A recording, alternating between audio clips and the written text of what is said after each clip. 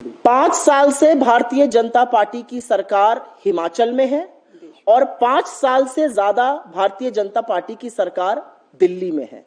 इस तथाकथित double engine की सरकार में अगर उसके माँ बाप कह रहे हैं कि उनको न्याय नहीं मिला है, तो उनको न्याय की उम्मीद भी नहीं है। किसी को इस सरकार से न्याय की उम्मीद नहीं है।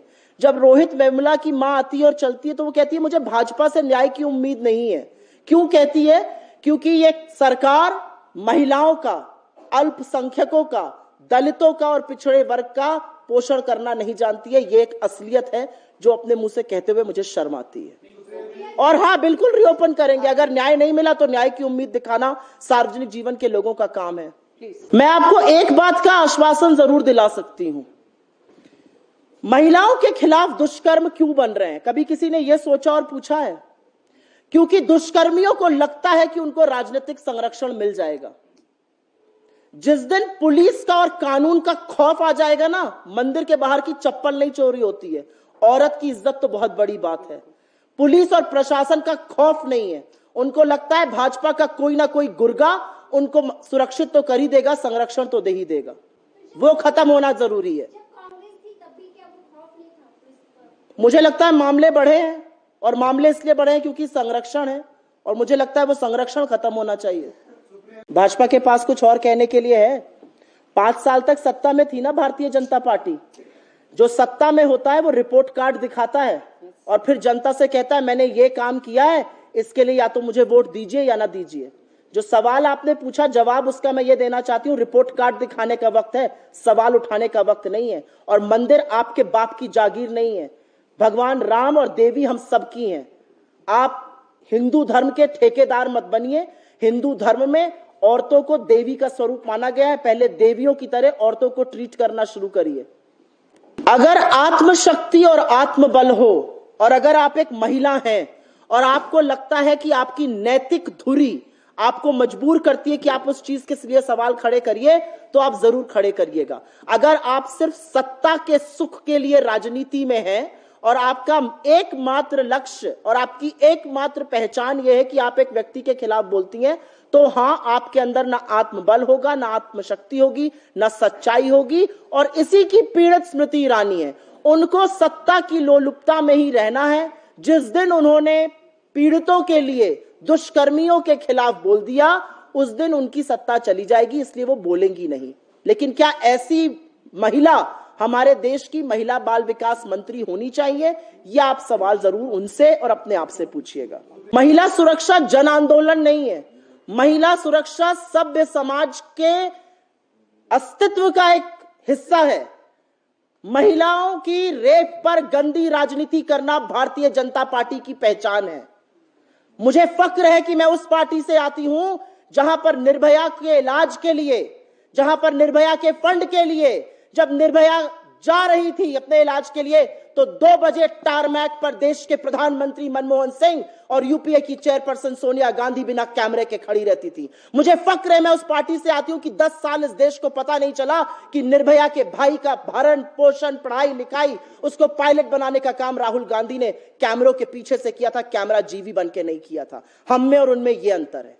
हम लोगों को बात किसी और मुद्दे पर करनी थी, लेकिन जब मनाली में 2 साल की बच्ची के साथ एक जघन्य अपराध की घटना आई और वो नाले में पड़ी मिली, तो हमें लगा कि नहीं, बाकी सारी बातें एक तरफ है, महिला सुरक्षा की, लड़कियों की सुरक्षा की, ऐसे जघन्य अपराध जो होते हैं वो एक तरफ है, और पहले उसके बारे में बात करी जाएगी। अगर हमारे देश की बेटियां सुरक्षित नहीं है तो बाकी सारी बातें जबानी जमा खर्च है।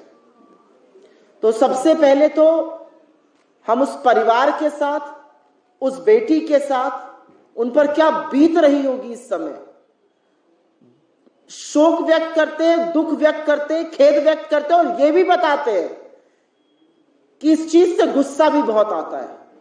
कौन है ये लोग जिनको लगता है कि वो ऐसा करके एक मासूम 2 साल की बच्ची के साथ बच जाएंगे? 2 साल की बच्ची के साथ ऐसा जघन्य अपराध की वो अभी जूझ रही है अस्पताल में।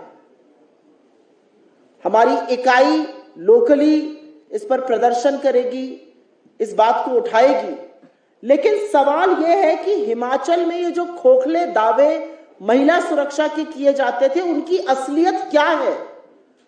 चाहे मनाली की छोटी सी बेटी हो, या कांगड़ा में एक सड़ी गली लाश मिली हो जिसके हाथ पैर बंधे हो, या नेरवा में घास काटने गई युवती हो, उसका शव अगले दिन मिला हो, ये मामले क्यों नहीं थम रहे?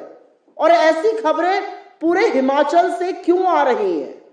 क्यों भाजपा शासित प्रदेशों में महिलाएं असुरक्षित हैं? ऐसा क्या है कि महिला सुरक्षा दांव पर लग जाती है जब जब भाजपा का राज होता है?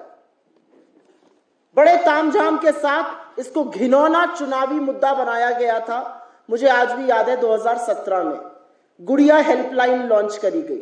क्या है गुड़िया हेल्पलाइन की असलियत आज? कितनी शिकायतें दर्ज होती हैं, उसमें से कितनों पर एक्शन होता है, कितनी सॉल्व होती हैं?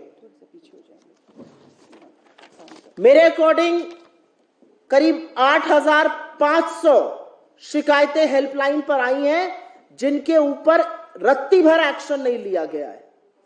ऐसा कैसे हो सकता है? महिला सुरक्षा का दंभ भरने वाली केंद्र की सरकार, बेटी बचाओ बेटी पढ़ाओ का खोखला नारा देने वाली केंद्र की सरकार, तथाकथित डबल इंजन की सरकार, और महिलाएं सुरक्षित नहीं है। मतलब घास काटने गई युवती, उसका शव मिलता है, हाथ पैर बंधे हुए एक सड़ी गली लाश एक युवती की मिलती है, 2 साल की बच्ची के साथ रेप होता है और एक शब्द नहीं आता है शासन से।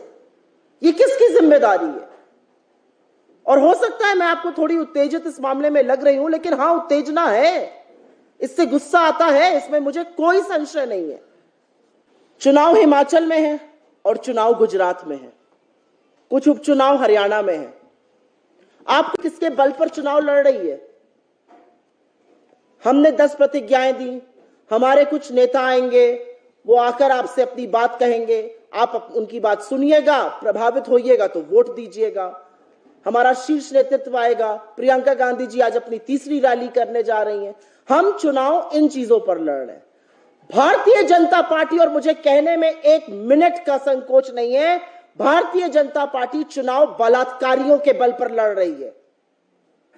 आप मुझे समझाइए कि गुजरात में चुनाव के जस्ट पहले 11 बलात्कारियों को क्यों रिहा किया गया?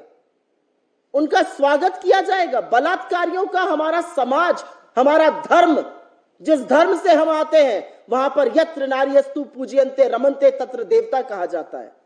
औरत को शक्ति स्वरूप मानते हैं।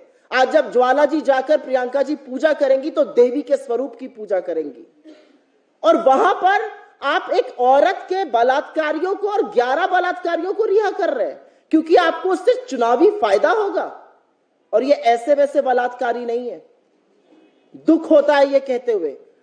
आंख बंद करिए और सुनिए जो मैं कहने जा रही हूं। 5 साल की एक गर्भवती औरत, उसकी 3 साल की बच्ची का उसकी आंखों के सामने सिर दीवार पर फोड़कर मार दिया जाता है। उसके पिता की हत्या होती है, उसके मां के साथ बलात्कार होता है, उसकी फुफेरी बहन जिसने 2 दिन पहले बच्चे को जन्म दिया था उसके साथ रेप, उसकी हत्या होती है। उसके 2 दिन के बच्चा जो आज भी सीबीआई में अज्ञात शिशु के नाम से 2 दिन पैदा हुआ बच्चे का मर्डर होता है। मौसी का मर्डर और रेप होता है, बुआ का मर्डर और रेप होता है, मौसा का मर्डर और रेप होता है। 11 लोगों की हत्या करने वाले, 14 लोगों की हत्या करने वाले ये 11 लोग किस बल पर रिहा किए जा सकते हैं? क्योंकि आपको चुनावी फायदा होगा। अब हम बलात्कारियों के बल पर चुनाव लड़ेंगे और चुप बैठेंगे लोग?